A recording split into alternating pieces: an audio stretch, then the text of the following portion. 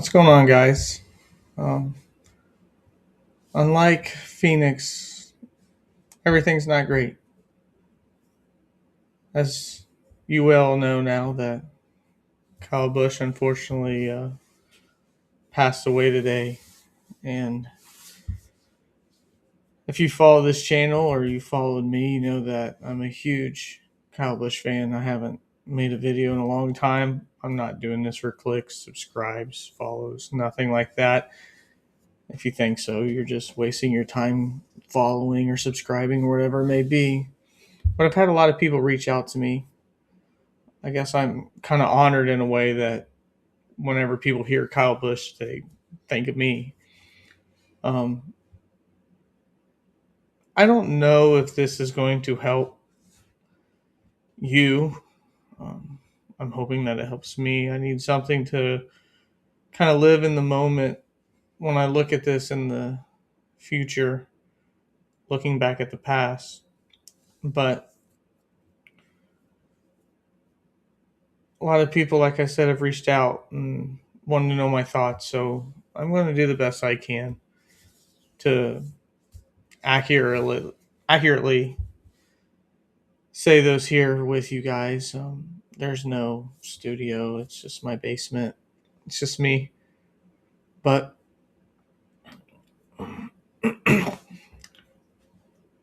Kyle Busch to me was somebody that kind of accurately reflected my personality, kind of what people thought of me.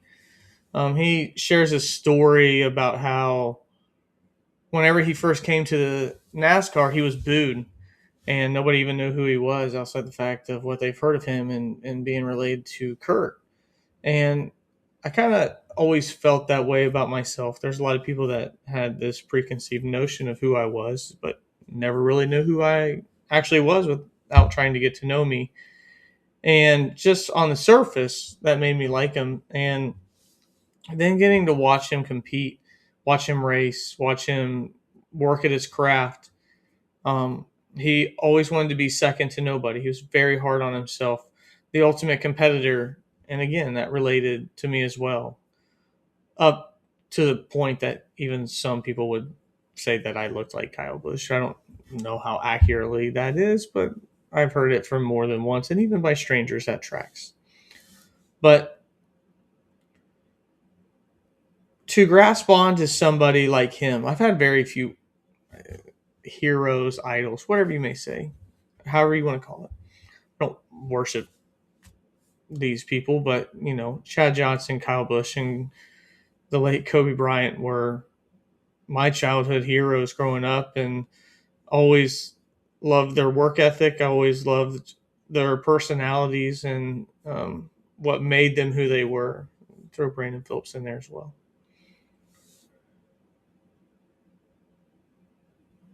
Kyle was the first thing that ever brought, and the only thing that's ever brought me a championship as a fan. Um, I never had to worry about, are they trying? Is he trying? Is he giving it his all like I do with, say, my other teams or my other sports? I I could read on Kyle's face whether or not he was giving it his all, which was always the case. I first started watching NASCAR at a younger age, and unfortunately, my driver then passed away in Kenny Irwin, and kind of lost grace. And then Kyle drove the number 5 car for Hendrick, and number 5 was my favorite. And just kind of watching him and getting back into it a little bit up until the point that I actually went to my first race. And I didn't know what to expect. I was like, man, I like NASCAR, but I really don't know what to expect here. Kyle ended up winning the race at Kentucky, and it's kind of been just a passion for me ever since. It has been something that I have dedicated both my time, my energy, my money, and my overall enjoyment being a Kyle Busch fan, an unapologetic Kyle Busch fan. Um, just love going to where he was and watching him race and trying to win at everything and realizing that they've made rules so that he can't compete more and that he was winning too much. And, always enjoyed Jeff Gluck's tweet of Kyle Busch wins again because it derives so much hate. And it kind of even took on its own fun thing that, Kyle was not meant to be the villain in his own eyes, but became it and accepted it. And I think as a student of the sport, realized how much publicity he got by being the villain. He accepted it from a media standpoint. I don't know if you want to say like a heel as a WWE wrestler, but he also knew that the more he was hated, the more he was talked about, the more engaged people would be with this character that was KFB. And I took that on as well, unapologetically. Who's your favorite driver? Oh, Kyle Busch. Oh, he sucks. He's terrible. That's great. He beats your favorite driver all the time. It was fun. Actually, kind of lost its luster when he went to RCR and people started liking him. I enjoyed going up to fans at Talladega wearing the F Kyle Busch and the Bristol fan that Kyle Busch sucks. Literally, just nothing but Kyle Busch stuff all over him. Kyle Busch sucks. The first thing that I thought of whenever I heard that he passed lends me to the story of actually meeting him. I thought of Brexton and I thought of Lennox immediately.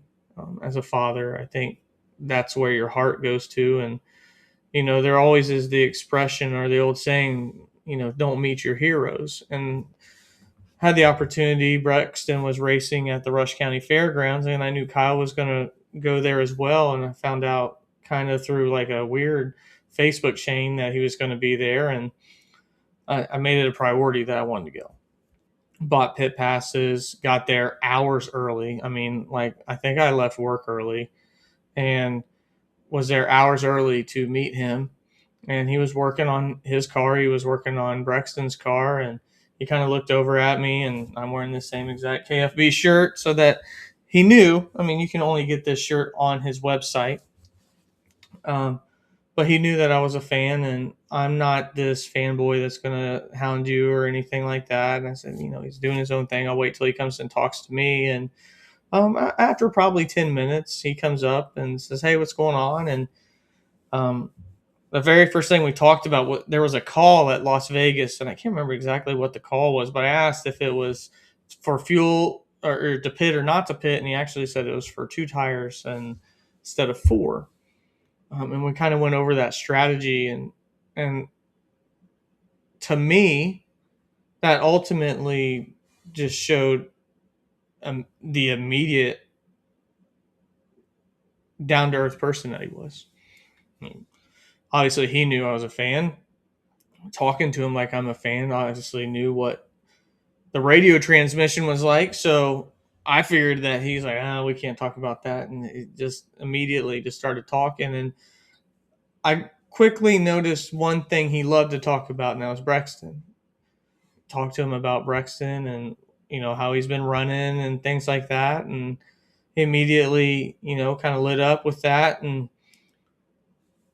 then went back to his car. And, I asked for a picture. I never asked for an autograph. I always want a picture. That means more to me than signature. I think a lot of times too with athletes, I think their immediate thought is you're trying to profit off of them, and I'm not. I enjoy the memory more so than I do the financial gain from it. If I wanted to profit off of them, I'll just buy a sporting card or something like that, flip it, whatever it may be. I'm not there to do that. Just wanted to see if the Kyle Busch that I thought I knew was the same Kyle Busch in actual person, by ourselves, no cameras, no nothing. And he was a lot better than that. As the night went on, he ran his heat races. Brexton ran his, and and 1 and 2. It's kind of weird at Rush County Fairgrounds, but Brexton was kind of sliding it up a little high, and I was like, hey, I was like, Brexton's getting in a little too hot, and he's like, yeah, he's got to arc it better or ride the low line a little bit heavier. He's like, but we'll go talk to him. He goes, that's a good observation. And then he went and did his, and he came back and he's like, "Well, what did you think?"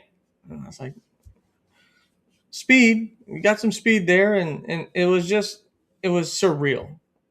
I didn't think I'd ever have the opportunity to one on one at the time, and obviously the crowd, of other people are growing around it, but to have Kyle Busch seek out me multiple times to talk to me, and then during the heat races, or during one of the features, Samantha standing right next to me talking to me as Brexton ran, and it was something I'll never ever forget, because it didn't just make me feel happy that I got to meet him. It made me kind of proud that I knew like how awesome this guy really was, and listened to other stories from people there. And my favorite moment was during the main feature for Brexton. He asked just a random guy if he could stand in the back of his truck so he could record Brexton on his phone, and just to see how engaged he was as a father. Um, I I never got this fact that Kyle thought he was anybody different than the dad for the 18B. So when I heard that he passed, man, that's the thing that I immediately went to is, Brexton and Lennox and the trials and tribulations that they went through to have them, and it's going to be tough. Brexton is going to he just turned 18 Monday on my birthday. Share the same birthdays, and not my birthday, but our birthday, and it's going to be tough without a dad. It's going to be tough without Kyle Busch telling you how to maintain your confidence, how to maintain your racecraft, and those are the things I thought about.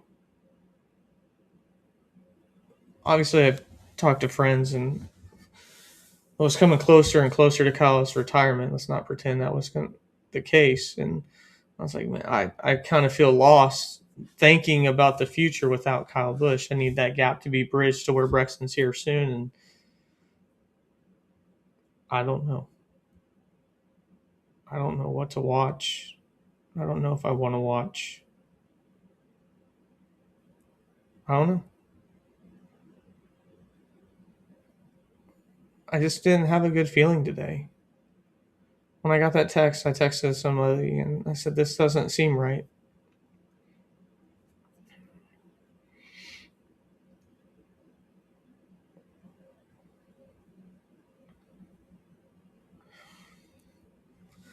I'm going to really miss watching Rowdy and 200 plus wins, and more importantly, the YouTube videos of him and Brexton winning at Millbridge, or getting into late models or legends or whatever it may be. But I'm very appreciative of all the memories, all the exciting times, the coming back from two broken legs, the winning the race at Pocono with no third gear. I'll miss all those. I'll miss knowing that he could have went into a truck and won a truck championship and won a championship at all three levels. I was not prepared to ever talk this early about how great his legacy is, because he still was building it.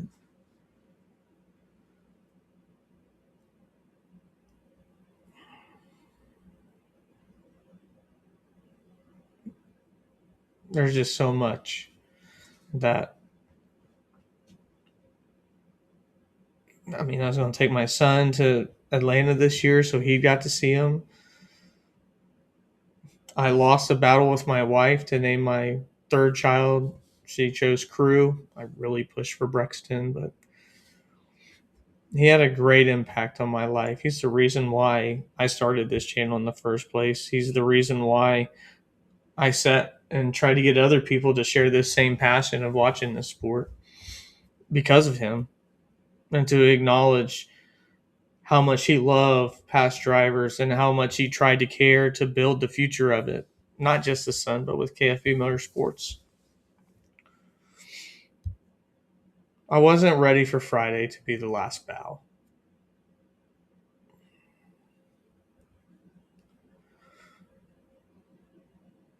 Like Kyle Busch wouldn't want us to sit here and be sad.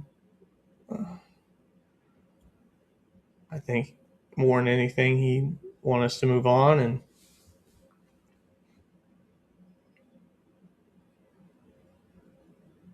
be excited for what his son's going to be and think about his brother making the Hall of Fame and everything that goes with moving this sport into the future. But next few days are going to be rough. Number one, just trying to get an answer. What happened?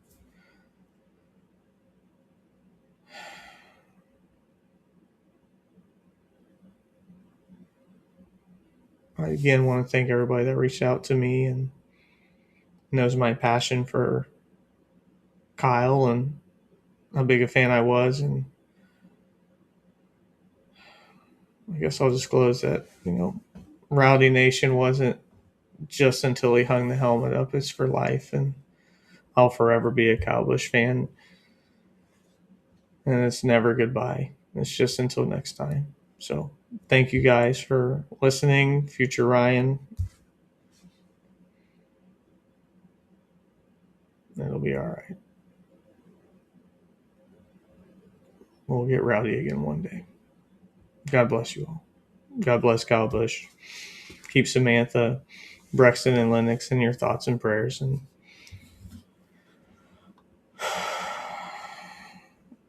let's all just take one last bow before we ever knew it was ever going to be the last one.